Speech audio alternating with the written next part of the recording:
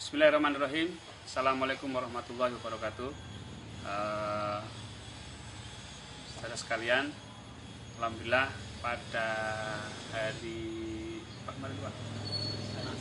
hari Senin, Pak Gatot dari Blora dan Pak Eri dari Cikarang sudah hadir di Padepokan Patrap.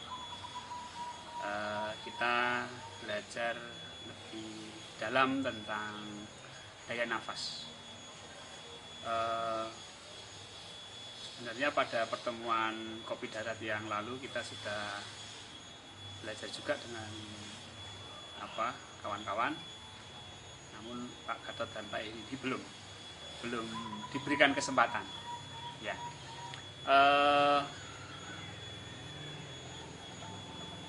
Saya ingin menegaskan lagi tentang daya nafas seperti apa yang kita dan Pak Gatot, Pak Eri kemarin kita pelajari di Padepokan ini, bahwa kenapa kita harus mengenal daya nafas. Ini saya tekankan karena jangan sampai kita fokus ke daya nafasnya, bukan ke Allahnya. Itu nanti menyebabkan satu tujuan yang salah.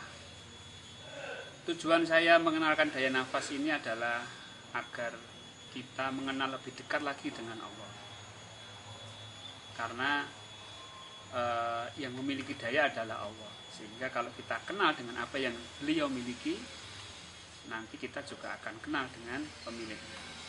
Seperti kalau Anda ingin mengenal saya, maka Anda harus tahu rumah saya, tahu anak-anak saya, keluarga saya, tahu nama saya.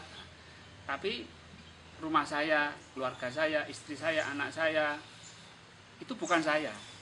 Demikian pula dengan ketika kita belajar daya nafas. Daya nafas itu adalah milik Allah, ciptaan Allah, tapi dia bukan Allah. Nah, sehingga jangan sampai kita lebih fokus pada daya nafas. Ya. Yang kedua, bahwa kenapa kita mengenal daya nafas itu adalah untuk tujuan kemanfaatan sebagai khalifah, ya. Kalau ada yang sakit, maka daya nafas ini kita mintakan kepada Allah. Kalau kita minta rezeki, daya nafas ini kita gunakan, daya Allah ini kita gunakan untuk memohon kepada rezeki kepada Allah Subhanahu wa taala. Baik. Itu saya kira dari saya. Sekarang saya akan minta pendapat atau semacam kesimpulan atau apa yang didapatkan dari Pak Gatot maupun Pak Eri. Silakan Pak Gatot. Assalamualaikum warahmatullahi wabarakatuh.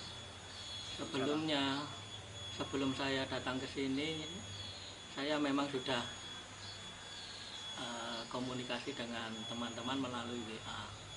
Tapi yang saya tangkap waktu itu belum saya masuk ke intinya. Masalahnya saya tangkap daya nafas itu, daya Allah itu saya kira bentuk-bentuk getaran atau bentuk-bentuk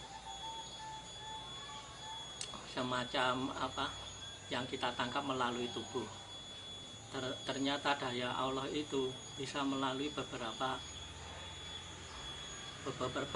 cara penangkapan, ya. Yang kemarin saya tangkap daya nafas itu ada tiga macam penangkapan, yaitu penangkapan melalui pikiran, penangkapan melalui hati, dan penangkapan yang kita terima melalui tubuh kita.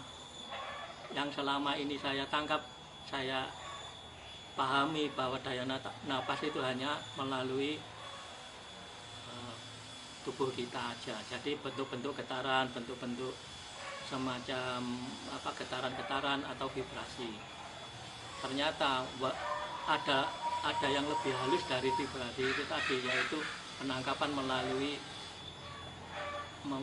kolbu itu tadi, yaitu pemahaman kita terhadap daya Allah itu.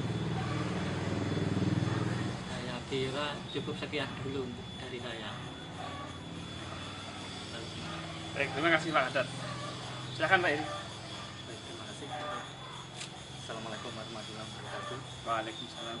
Ada sedikit testimoni dari saya. Jadi sebelumnya memang yang disampaikan beliau memang tepat sekali. Jadi ibarat panah melekat ke sasarannya benar-benar bisa. Jadi selama ini mindset saya adalah kita mencarinya adalah mencari daya tertentu. Padahal secara tidak sadar, secara di luar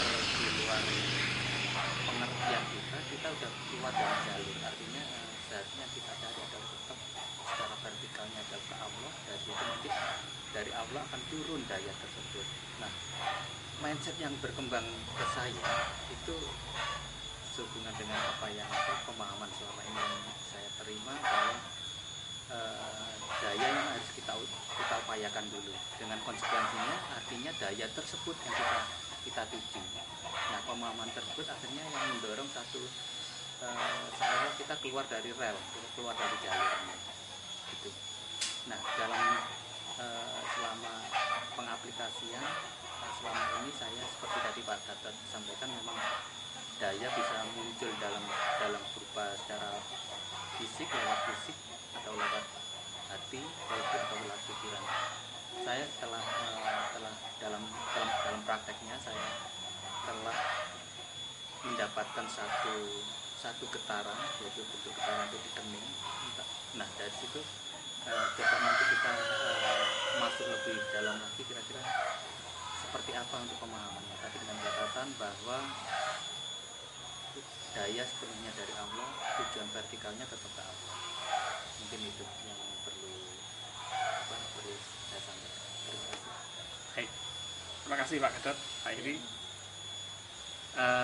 Jadi kesimpulannya adalah daya itu akan ditangkap oleh pikiran, kalbu, dan jasad.